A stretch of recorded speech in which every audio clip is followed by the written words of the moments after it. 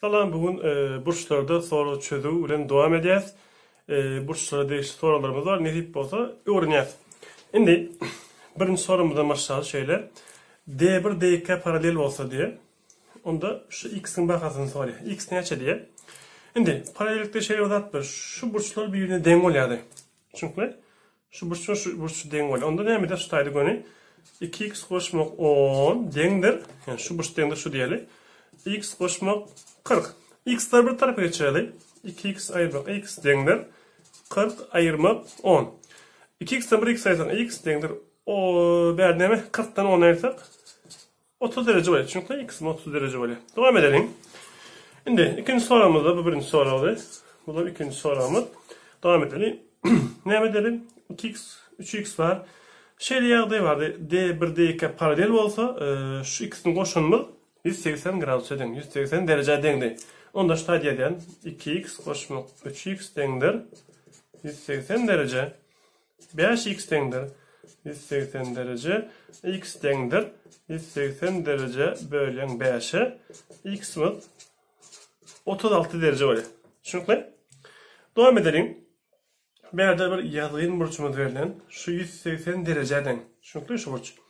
Şimdi onda biz ne etmeli? Hemmesini koşup 180'e denklemeli. Onda 2a minus 15 koşmak a denktir 180 derece.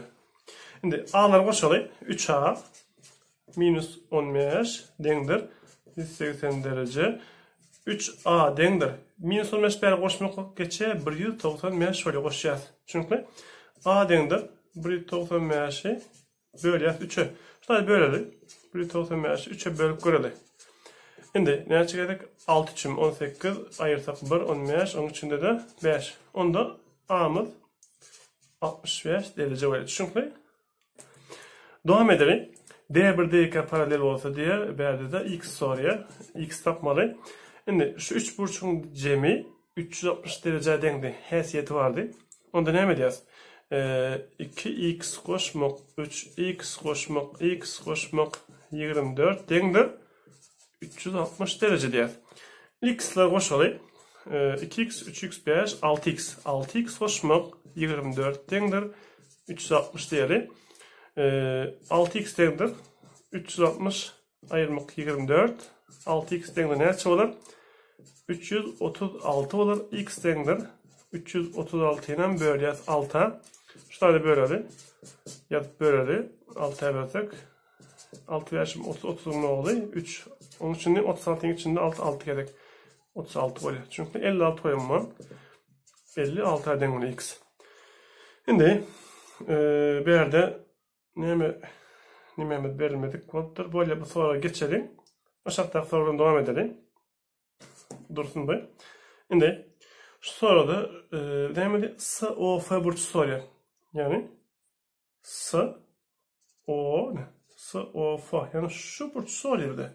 Şu aralıktaki. Onda bir ne etmeli? Şu burçları denk diye x koyarı. 30 dursun. Ulan y diye düşünme. Şimdi x'ler boşacak 2x. Y'ler boşacak ne olur? 2y. Koşmağım ne olur?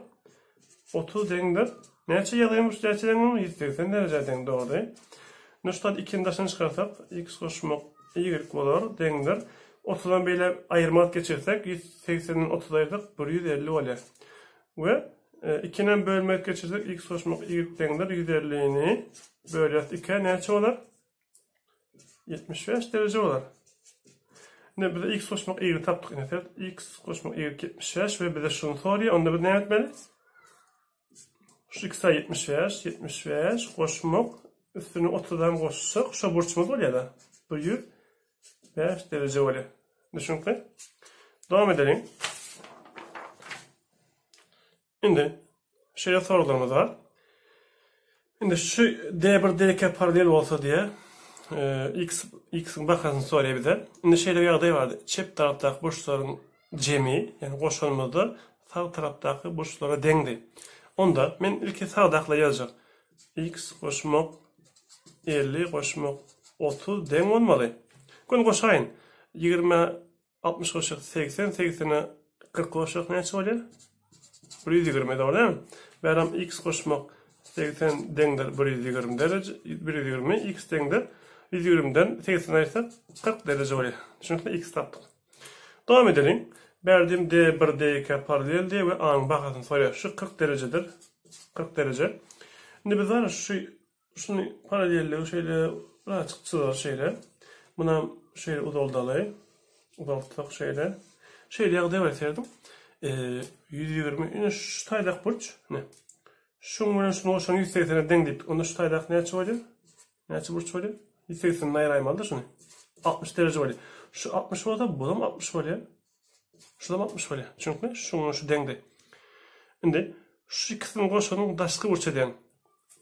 Serdim. İki tane içki burçun cemi daşkı burç eden bir hayfiyet var. O zaman A denkde ne olur?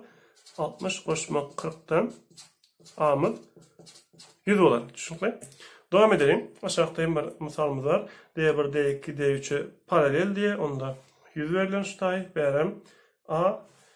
Şimdi şeyleri serdim. 100 verilen şu tayin koşanımızda hatta serdim şu burç 80 olmalı. Ne için? İkisinin koşanı 180'e denkti. Hayfiyet vardı. Onda şular 80. Şu birine denk. Onda bu her denk olsa verem 80. Çünkü denk deyip yaptı. Şimdi onu serdim. Şu çatık burçlar, şulara birine denk oluyor. Onda şu tayem 80. Doğru değil mi? Şimdi 3 burçların içki burçların cemine açı denk olmalı. 180'e denk olmalı. Onda A koşmak 80 koşmak 80 denkdir. 180 diyelim.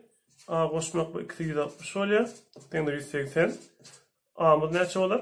A denkdir 20 olur. Ne yapıp 20 olur? 180'den 160 ayrı. Çünkü A'nın bakası 20 oluyor. 20 derece. Şimdi devam edelim. Şimdi şu D1, D2 denkde ştayda 80 şu burça denkde. Bunların denk karakter. Onda bunlar 40'tan var ya. Çünkü umumu 80 olsa her denk olsa 40'tan var ya. Çünkü onda ştayda açı denk oluyor. Yani şu umumu 180'de onda 80 bär olsa bär. 100 oluyor doğru değil mi? Şimdi yani kıyasiyet vardı. İki içki burçun cemi daşkı burça denk. Onda A'mız ne olur? 40 koşmak 100 A'mız 140 derece olan. Düşünün. Devam edelim aşağıda muhtemelen. Şimdi şu tay 40 olsa şu tay ne olur? Umumi 180'in 40 ayırır. 140 derece olur şu tay. Ondan sonra şu tayla tapalı.